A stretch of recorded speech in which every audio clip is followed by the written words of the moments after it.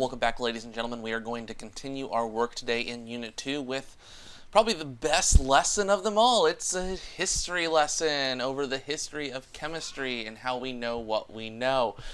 So our focus today is primarily going to be on atomic structure, that is, what types of things make up the structure of an atom, and also a little bit of pre-atomic theory. This will give you a bit of idea of how the concept of atoms in chemistry really kind of came about, and a little bit about the current, or at least previous thoughts, of what the atomic structure looked like. So hopefully by the end of this lesson today, you will be able to understand the history of atoms and matter and how atomic theory has changed over time, and also be able to explain how atoms have positive, negative, and neutral charged particles, while the center of an atom is known as a nucleus, which contains protons and neutrons. So let's keep going. A couple of key vocabulary terms here. Some of these you may have heard of before. Probably never heard of Dalton's atomic theory or Plum pudding model, but we will dive into those here in just a few moments. So when we talk about elements, and you probably learned this in biology class, when we talk about matter, there is the smallest individual unit of matter that is known as an atom. And an atom is the smallest particle of an element that retains the chemical properties of that element. So we have silver atoms and gold atoms, and gold and silver atoms are different from one another. But silver atoms are able to retain the chemical property of that element, and gold atoms are able to retain the chemical property of that element. So keep in mind that atoms are the smallest particle of an element that retains the chemical properties of an element. It is considered the smallest unit of matter. Now, we can get even smaller than an atom. And atoms are all made up of subatomic particles. You have protons, which have a positive charge, neutrons, which have a neutral charge, and electrons, which have a negative charge. Keep in mind, if you take a look here, that protons and neutrons make up the nucleus, or the central part of the atom, while the electrons orbit around the outside. Now, you'll learn a little bit more about how those electrons are actually found on the outside of the nucleus a bit later on. Now, protons, neutrons, and electrons can even be broken down into smaller particles known as quarks. And I think that these are made up of 6 types of quarks. There's up, down, top, bottom, strange, and charm are the names of the 6 types of quarks. And different combinations of those quarks make up protons, neutrons, electrons. You may have even heard of some of the things like positrons and muons and gluons. And we're really starting to get into some theoretical and physical chemistry, but we'll talk about, well, we won't talk about those, but just to give you an idea of what's going on here.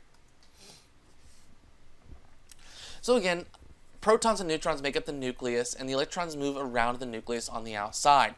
Now, what holds those together are what's called nuclear forces, and those hold the protons and neutrons together in the nucleus.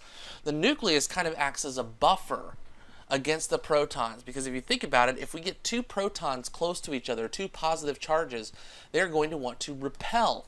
That's where you see here with electrostatic repulsion. But the nuclear force helps keep those protons kind of close to the neutrons. So I always say that the neutrons kind of act like a glue. It holds the protons in place and prevents them from repelling against one another, which allows the nucleus to retain its shape. Now, with elements that have smaller number of protons on the periodic table, you'll have roughly about the same number of neutrons. So, for example, carbon, most carbon atoms are carbon-12, which means they have 6 protons and 6 neutrons. As we go up the periodic table, for example, uranium has 92 protons, but can have upwards of 146 or 148 neutrons that have to hold it together. So as we have more neutrons, as we have more protons, we need more neutrons to be able to prevent that electrostatic repulsion from ripping the nucleus apart.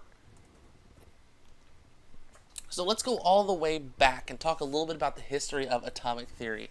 And while a lot of theories predate ancient Greece, Democritus is kind of the one that is said to have come up with the idea that matter must be made up of similar parts, but of different sizes, and this was about 350 BC. He actually came up with the term atom, which literally means indivisible. And this was really based more on reasoning and philosophy than science. If you think about, most of the scientific discoveries have occurred within the last 200 years, so his thoughts are really more based on reasoning and logic than anything really scientific. And even during that time, and even before then, the concepts of the 4 elements making up all things on Earth, water, fire, wind, earth, all of those things were kind of in play here. But Democritus really was the first one to come up with the idea that matter must be made up of smaller, similar parts, but he suggested that those were all of different sizes. Now, it's interesting, it wasn't until many, many years later, you're looking about 200 years ago, that an Englishman by the name of John Dalton proposed a deeper explanation called Dalton's atomic theory. And he suggested that elements are made up of atoms, and only whole numbers of atoms can form compounds. So, for example, water has to be made up of 2 hydrogens and 1 oxygen. Every atom of water is made up of 2 hydrogens and 1 oxygen, and you can't have half numbers of atoms. It kind of goes back to Democritus saying that those atoms are indivisible. CO2, 1 carbon, 2 oxygens. Every carbon dioxide molecule has 1 carbon and 2 oxygens, and you can't divide it any smaller than that. So his idea had 5 major postulates associated with it. First one was that all matter is made of atoms, which seems to make sense. It says that atoms of an element are identical in their properties, which we can agree on. All silver atoms are similar and retain similar properties, but they are different than that of gold atoms, which have similar properties. Atoms cannot be divided. Now, while we can make them into protons, neutrons, and electrons, Dalton was not aware of that yet. But in order to retain its chemical properties, the concept of atoms cannot be divided is still true today. Atoms make up compounds in whole number ratios, just like what we talked about. CO2, 1 carbon, 2 oxygens every single time. And in chemical reactions, atoms are combined, separated, or rearranged. So if we look here on the right, we have a molecule of methane reacting with 2 molecules of oxygen. And as a result, we get carbon dioxide and 2 molecules of water. You'll notice that the number of atoms on the left-hand side is the same as the number on the right side. We have 1 carbon, 4 hydrogens, and 4 oxygens on the left, and the same on the right. So in chemical reactions, atoms are combined or rearranged to form new products. Scientists used a cathode ray tube to help understand what atoms are made of. So what happened is that a current was actually moved through a cathode ray tube, which you see here on the right, and there was a gas in it, and when you ran a current through the gas, it actually caused it to glow. And you may think, well, I've seen those before. Those are known as neon lights, and you'd be absolutely right. This is kind of a precursor to that concept. But there would be like a little ray, a beam of light that would run between the cathode and the anode. Well, when a magnet was put close to the cathode, he noticed that the little beam of light would actually bend towards the north end of a magnet. That helped them to understand that the ray must be made up of negatively charged particles if it's attracted to the positive end of the magnet. So J.J. Thompson, who conducted this experiment, determined that the beam must be made up of small particles. And he did a little bit of math and calculated them to be 1,837th of the mass of a hydrogen atom. Now, he originally called these corpuscles, but they ended up being called electrons due to their negative charge. So this was, again, J.J. Thompson, and this was only in 1897. This was about 120 years ago, which is kind of scary to think about how far we've come along with chemistry since then. So if there's a negative charge present, by default, if they're neutral, there has to be a positive one present. And Thompson suggested that the electrons are floating around in some sort of positively charged area, that the electrons are just little blobs that are in this larger blob of a positive charged area.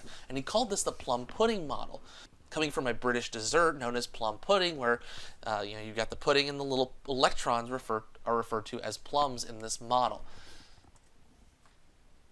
A few years later, a New Zealand man by the name of Ernest Rutherford performed an experiment where helium atoms were shot through a piece of gold foil.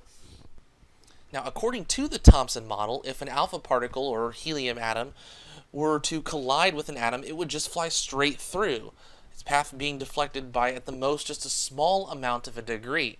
But what he found based on this experiment is that actually about 1 out of every 8,000 particles were returned back to the source, and that the degrees of reflection, or the angles of change as it moved through the gold foil, were much more significant than just a small fraction of a degree. As a result of this, atoms must contain a dense area of matter with a positive charge, and that is actually where the nucleus of an atom was discovered. So hopefully you have a little bit more of an idea about how some of these subatomic particles were discovered. I'm not going to go through every single one of them, but again, it's just to give you an idea of how far we've come in literally just the last, when we think back to late 1800s to early 1900s, a lot of this was discovered, and so chemistry has not really been around for that long period of time. The model of an atom has changed significantly, with hundreds of scientists building knowledge off of one another. But what we know now is that atoms contain a positively charged protons and neutral neutrons, which make up a dense nucleus, while electrons move freely around the nucleus. So hopefully you have a little bit more idea of some of the concepts of atomic theory. We'll dive a little more into this when we get to our next unit, but get ready for some math because we're going to dive into some of the nitty-gritty of this unit in our next video. Have a great day, guys. We'll see you next time. Bye-bye.